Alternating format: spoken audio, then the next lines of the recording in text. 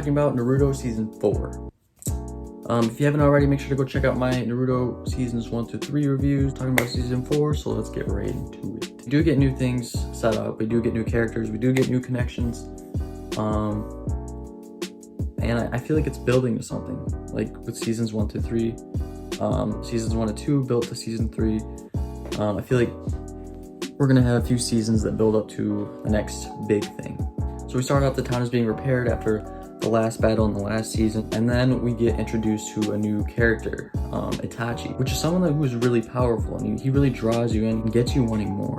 He's a part of this gang with Rogue Ninja, I forgot the name of it, but he's also Sasuke's brother. And then they do like a whole backstory with Sasuke and him, and turns out that Itachi just decided one day, I'm gonna test my power out and just murder my whole clan. So he like murdered his parents and stuff, and then Sasuke was there to witness it, but he was really weak at that point, and Itachi said he wasn't worth killing because of how weak he was. Sasuke is definitely wanting some revenge. We get this really cool battle between Itachi and his shark buddy, I forgot his name, and Asuma and Kuraya, I think that's their names. Really cool battle between them, but you can definitely tell that Itachi is like almost impossible to beat.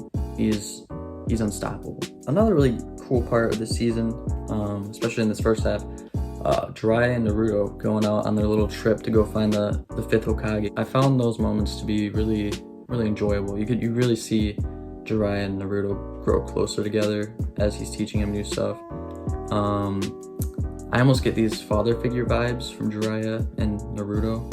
I can kind of see something developing there. And Jiraiya teaches him this new nifty trick, which I think it's called the Rasengan or Sharingan or something like that.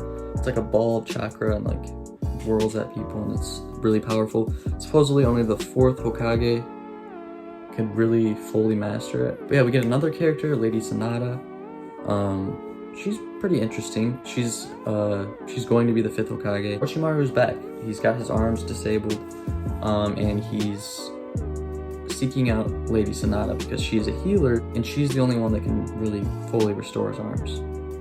So he offers her to bring back her little brother and beloved back to life. And you can really see her struggle through this decision. Lady Sanada decides to not take the offer, and we get a pretty big battle. I'd say this is pretty much like a season finale type battle between Orochimaru, Jiraiya, Naruto, Kabuto, which also gets some really cool moments in this season to really strengthen his character. During this fight, we really get to see why she was chosen for the 5th Hokage. Throughout this season, we watched Naruto trying to master the Rasengan, and then he finally got it when he was up against Kabuto, and then Naruto almost died, and Lady Sanada kind of just shut Naruto out of his life because he reminded her of her little brother, because they have the same goal, they kind of look similar,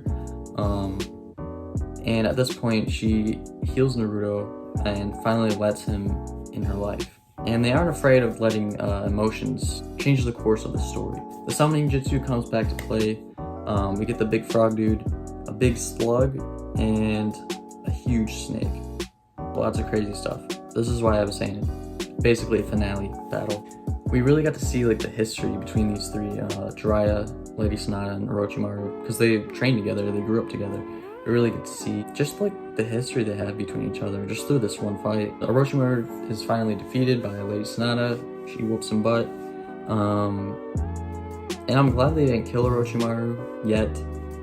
They're keeping the story going, they're keeping it alive, which is good. And then Lady Sanada gets the title, the 5th Hokage, and then this is where the season sort of lost me. After that, basically all filler episodes. Just nothing really seemed to matter for the story, or the overall story. Kind of like with that first season and that first big battle between Zabuza and Kakashi and all the trio. Just nothing really seemed to happen. A lot of the stuff was pretty forgettable. I mean, you had some episodes where, I think there was one, the Kakashi mask one. That one was a little interesting, a little funny. But other than that, not a lot happens for like 10 episodes straight, which is A little disappointing, but again, I feel like this is another build-up season. We do get another cool setup in the last episode. Naruto turns out to be the strongest out of the whole group, which makes Sasuke jealous, and we see that jealousy in that last episode, and you can definitely tell that something's gonna happen in this next season or so, where these two have it out. I mean, Sasuke is starting to realize, like, yo, what's my point if I can't beat this guy? Like, how am I ever gonna get to Itachi and whoop his butt? Alright, I'm going to give this season a 6 out of 10. With the whole Itachi setup, the whole Lady Sonata trip that Jiraiya and Naruto took, that was done really well. That was perfect. They did awesome with that. We got new characters, we got new plot, new connections between characters, but a lot of filler episodes where the show kind of lost me. I know the season's probably the build up to whatever comes next, which does excite me. I'm excited to see where the show goes after this. I feel like the Sasuke and Naruto thing is going to be quite interesting. It really drawed me in there.